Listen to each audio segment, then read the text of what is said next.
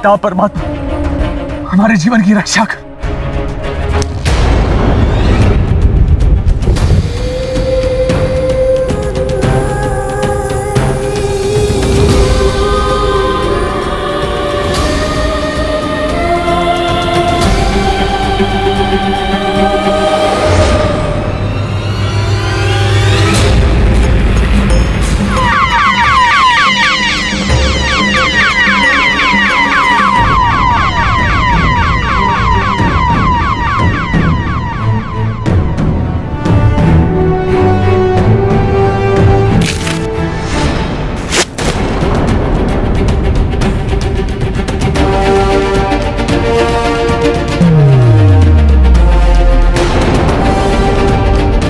तुम ठीक हो ना मित्र? धर्मार्थ, बहुत बहुत धन्यवाद तुम्हारा। आज अगर तुम समय पर आकर अपनी स्तंभन विद्या का प्रयोग नहीं करते तो हमारी मृत्यु निश्चित थी। ऋणी हो गए तुम्हारे। आज इस मित्र धर्म के सम्मान पे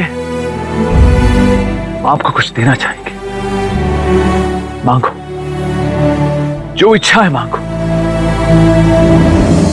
मांगूंगा मित्र, अवश्य मांगूंगा, किंतु आज और अभी नहीं। अब कब? समय आने पर। मैं उस समय की अधीरता से प्रतीक्षा होगी, परंतु आज तुम्हें कुछ न कुछ अवश्य देना चाहेंगे मित्र। मतलब? हम आपको वचन देते हैं कि उस समय उस दिन हम तुम्हें वही देंगे जो तुम्हारे मुख से निकले और बिना कोई प्रश्न पूछे। तो फिर याद रखना अपना वचन। अपना नाम भूल जाएंगे मित्र, परंतु ये वचन नहीं। जय मां काली, जय मां काली। आपने मेरी लाज रखी, आपने मेरी लाज रखी।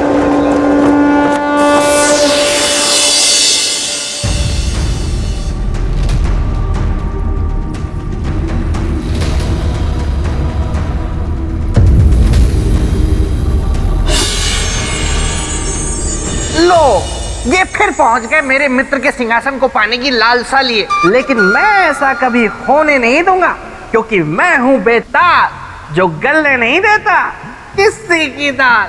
मैं भी चला। राजन,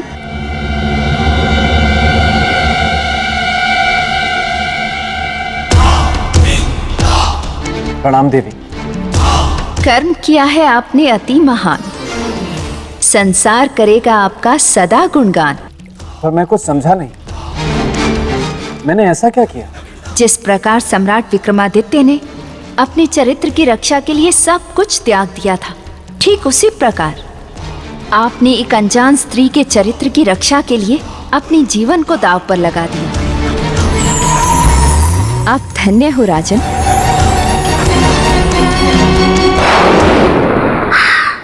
देवी महामाया की जय हो। देवी, छोटा मुंह और बड़ी बात, लेकिन कहनी तो पड़ेगी। राजा भोज ने कद्दू में तीर नहीं मारा है। ये जो कुछ भी इन्होंने किया इसलिए किया ताकि आपकी दृष्टि में ऊंचा उठ सके, सीढ़ियां चढ़ सके, मेरे मित्र के सिंहासन की तरफ बढ़ सके। बेताल, तुम क्या बचपन से ही ऐसे हो? हाँ देवी, मैं बचपन से ही बहुत बुद्धिमान, अति बलशाली और बहुत रूपवान हूँ। अति उत्तम। फिर क्या हमेशा ऐसा ही रहना है बेताल, या फिर चील बनकर आकाश में उड़ना चाहते हो, या फिर चूहा बनकर बिल में रहने का विचार है? नहीं नहीं देवी, आप तो मुझे हमेशा ऐसे ही डरा देती हैं। क्योंकि तुम बोलते बहुत हो बेताल। किंतु मैं गलत क्या बोलता हूँ? देखिए, राजा भोज को देखिए, देखिए और फिर बताइए कि क्या आपको लगता है कि ये मेरे मित्र के सिंहासन पे बैठने योग्य हैं? बेताल, किसी की योग्यता का प्रमाण पत्र देने वाले तुम कौन होते हो? मनुष्य अपनी योग्यता की परीक्षा स्वयं देता है।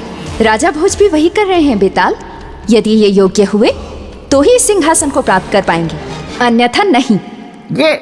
ये सुनने में अच्छा लग रहा है। और भी सुनने में अच्छा लगेगा बेताल, लेकिन तुम यहाँ चुपचाप खड़े रहो। राजन, चरित्र की ये चौथी सीढ़ी भी आप पार कर चुके हैं। आगे बढ़िए राजन। अनुमति के लिए धन्यवाद देवी। राजन, ये किस जाल में फंसते जा रहे हैं आप? ये मृग तृष्णा है, इस पर चलकर आपको कुछ नहीं मिलेगा, आप सिंहासन तक नहीं पहुंच सकेंगे। राजन मेरी बात मान जाइए, देखिए अभी सिर्फ 4 ही सीढ़ियां पार हुई हैं, 28 बाकी हैं जो बहुत मुश्किल हैं, खतरनाक हैं, भयानक हैं, असंभव हैं। असंभव में भी संभव छुपा हुआ है बेटा।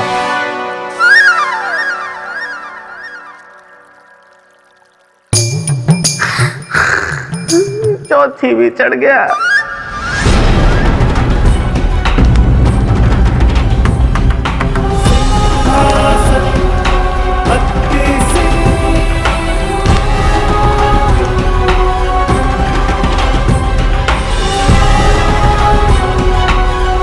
ठहरिए राजन, ठहरिए राजन, ठहरिए राजन।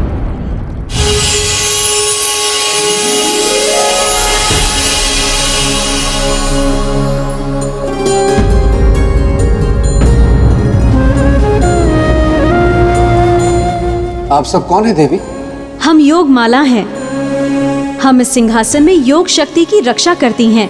देवियों, आप सबको राजा भोज का प्रणाम।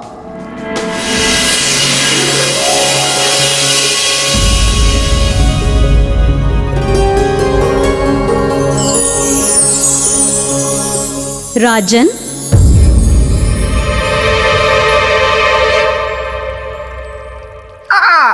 देवी योगमाला, बेताल का प्रणाम स्वीकार करें। देखिए आप ही समझाइए अब राजन को, मैं तो समझा समझा कर हार गया हूँ कि ये मेरे मित्र विक्रमादित्य के सिंहासन पर बैठने योग्य नहीं है। बेताल। क्षमा देवी क्षमा, मैं भावनाओं में बह गया, इसीलिए ये कह गया। श्रीमान बेताल, मैं आपसे एक बात का निवेदन करना चाहता हूं कि आप इसी तरह चुनौतीपूर्ण से चुनौतीपूर्ण बातें मुझसे कहते रहें, ताकि मुझ में हिम्मत का संचार हो पाए और मैं परीक्षाओं पे परीक्षाएं पार करता रहूं। क्या मेरी बातों से आपको हिम्मत मिलती है? और हौसला भी। हाँ बेटा, आपकी बातों से मुझ में हिम्मत का संचार होता है। यदि एक बार मेरा हृदय सिंहासन को त्यागने के विचार के बारे में भी सोचे, लेकिन आपकी बातें मुझ में एक नई हिम्मत, एक नई ऊर्जा भर देती है। इसलिए आपसे बस एक छोटा सा निवेदन है बेटा, कि आप इसी तरह मुझे चुनौतीपूर्ण बातें कहते रहें। कहिए कहिए, आप चुप क्यों हो गए? हाँ तो देवी, मुझे और क्या साबित करना होगा? इस सिंहासन को धारण करने वाले में चक्रवर्ती सम्राट विक्रमादित्य के समान योग शक्ति का होना भी आवश्यक है। राजन, अब मैं आपको सम्राट विक्रमादित्य की योग शक्ति की कथा सुनाती हूँ। हाँ देवी, सुनाइए, मैं उत्सुक हूँ। ये बात उस समय की है जब चक्रवर्ती सम्राट विक्रमादित्य का विवाह नहीं हुआ था। वो राजकुमारी चित्रलेखा से मिले भी नहीं थे। एक दिन सम्राट विक्रमादित्य एक धार्मिक यात्रा से लौट रहे थे। सम्राट, मौसम खराब है। मेरे विचार से हमें किसी सुरक्षित स्थान पर रुक जाना चाहिए। रुकने की कोई आवश्यकता नहीं है वीरामेर जी, हमारे पास धन ध्वज है, हमारा मार्ग कोई नहीं रोक सकता।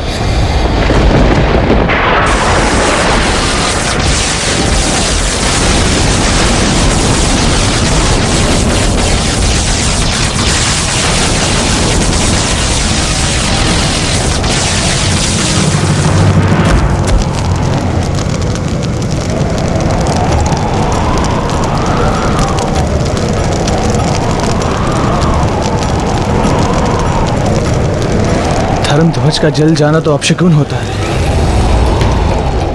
इसके क्या संकेत हो सकते हैं? सम्राट, गोचर की नक्षत्र गणना के अनुसार ये एक बड़े संकट का संकेत है।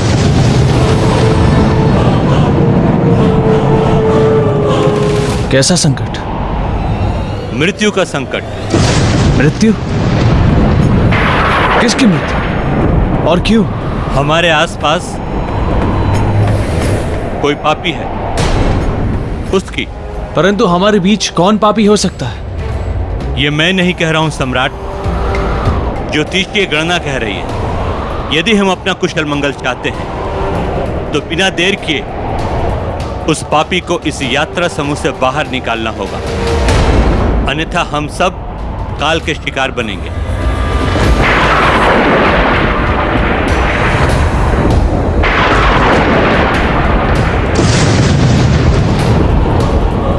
सम्राट, यह मात्र बिजली नहीं है, यह हम सबकी मृत्यु है।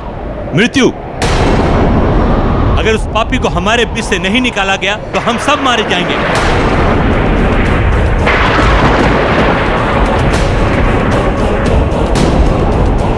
वीर जी, हमारे बीच का कोई भी व्यक्ति कहीं नहीं जाएगा। प्रियजनों, आपको भयभीत होने की कोई जरूरत नहीं है। आपके जीवन रक्षा का दायित्व हम लेते हैं। हम आपको वचन देते हैं कि हम आपको कुछ नहीं होने देंगे, एक खरोच भी नहीं आने देंगे और सब कुछ खुद पे सह लेंगे। परंतु आपसे हमारी एक विनती है, कृपया करके हमें बता दे कि वो पापी कौन है और ये पाप क्यों किया।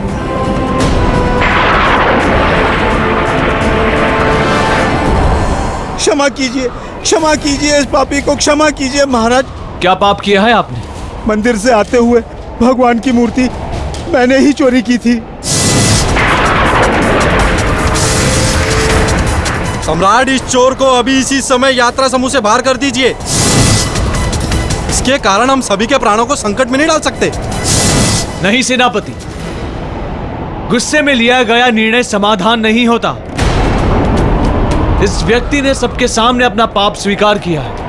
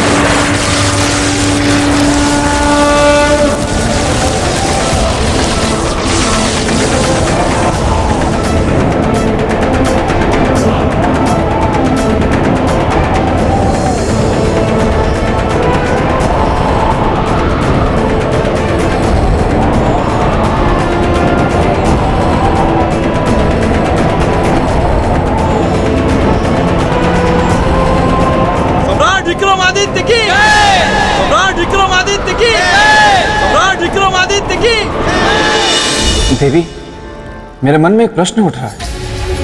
एक मृत व्यक्ति जीवित कैसे हो सकता है? ये संभव है केवल योग शक्ति के द्वारा। और सम्राट विक्रमादित्य, वे तो योग शक्ति के बहुत बड़े साधक थे। शरीर अवश्य उनका नष्ट हो चुका था, किंतु आत्मा जीवित थी, क्योंकि आत्मा तो कभी नहीं मरती। इसलिए उन्होंने योग बल का सहारा लिया और अपने नष्ट शरीर को पुनः पहले जैसा कर लिया। तब तो वहां हर्षोल्लास का वातावरण छा गया होगा देवी। बिल्कुल, इसीलिए उनके पुनर्जीवित होने की खुशी में राजसभा में उत्सव का आयोजन किया गया।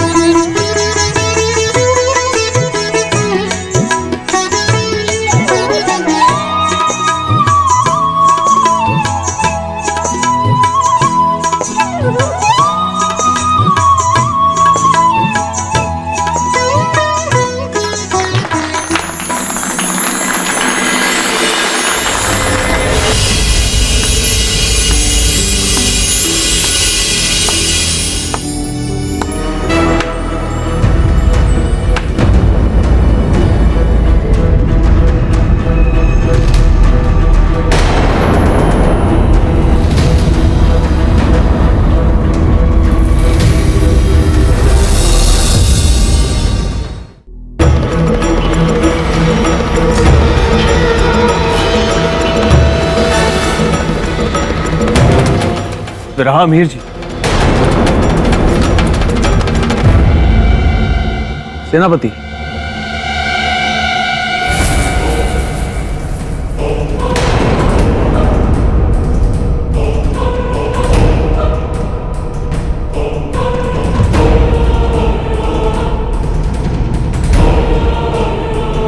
कौन है वो जिसने हमारे दरबार में तंत्र शक्ति प्रयोग करने का दुस्साहस किया है?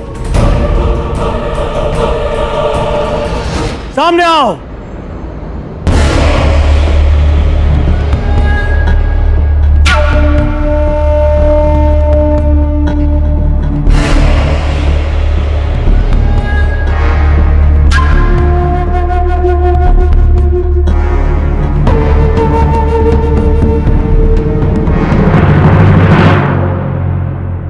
योगी, हमारी राजसभा में कौन है आप? आपकी शक्ति प्रयोग करने का उद्देश्य क्या है? क्या सिद्ध करना चाहते हैं आप? सिद्ध नहीं करना चाहता, केवल स्मरण दिलाना चाहता। किस बात का स्मरण? उस दिन की घटना का, जिस दिन आपका जीवन संकट में था और आपकी मृत्यु निश्चित थी। विक्रमार्जन! हे परम पिता परमात्मा, हमारे जीवन की रक्षा कर।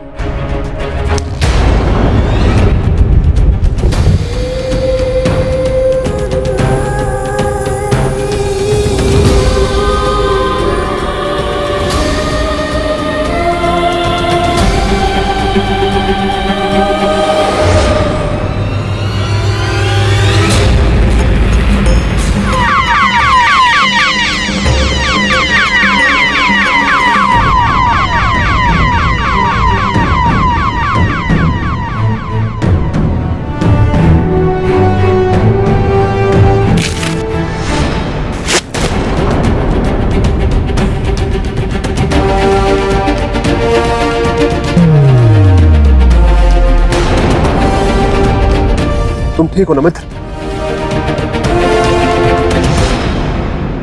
धर्मार्थ, बहुत बहुत धन्यवाद तुम्हारा। आज अगर तुम समय पर आकर अपनी स्तंभन विद्या का प्रयोग नहीं करते तो हमारी मृत्यु निश्चित थी। ऋणी हो गए तुम्हारे। आज इस मित्र धर्म के सम्मान पे आपको कुछ देना चाहेंगे। मांगो, जो इच्छा है मांगो। मांगूंगा मित्र, अवश्य मांगूंगा, किंतु आज और अभी नहीं। अब कब? समय आने पर। मैं उस समय की अधीरता से प्रतीक्षा होगी, किंतु आज तुम्हें कुछ न कुछ अवश्य देना चाहेंगे मित्र। मतलब? हम आपको वचन देते हैं कि उस समय उस दिन हम तुम्हें वही देंगे जो तुम्हारे मुख से निकले और बिना कोई प्रश्न पूछे। तो फिर याद रखना अपना वचन। अपना नाम भूल जाएंगे मित्र, परंतु ये वचन नहीं। सम्राट, कहीं ऐसा तो नहीं समय की धूल ने आपकी स्मृतियों को ढक लिया हो? ये प्रश्न है या शिकायत? समझना आपको है। हम इसे एक मित्र की शिकायत समझ रहे हैं और इसे दूर करने के लिए अपनी बाहें फैलाते हैं।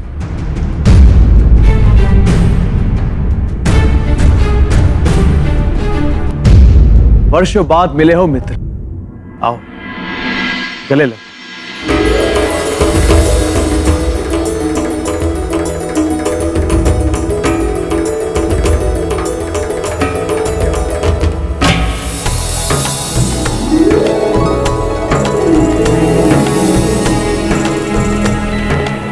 किंतु एक बात बताओ मित्र, तुम्हारी ये स्तंभन विद्या भी बड़ी विचित्र विद्या है। किसी भी मनुष्य को किसी भी अवस्था में पत्थर की मूर्त बना देता है। अपने इस विद्या के प्रभाव से आप इन्हें मुक्त करो।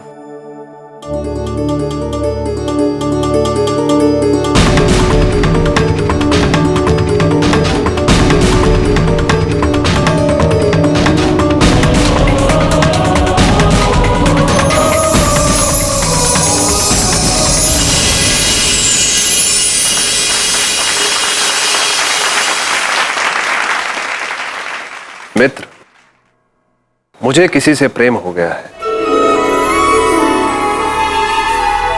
उससे विवाह करना चाहते हो? हाँ। तो फिर समस्या क्या है मित्र? समस्या यह है कि विवाह के लिए स्वयंवर रचा गया है, तो उसकी एक शर्त है जिसे केवल तुम पूरा कर सकते हो। समझ गए मित्र। जो शर्त पूरी करेगा विवाह भी वही करेगा। हाँ।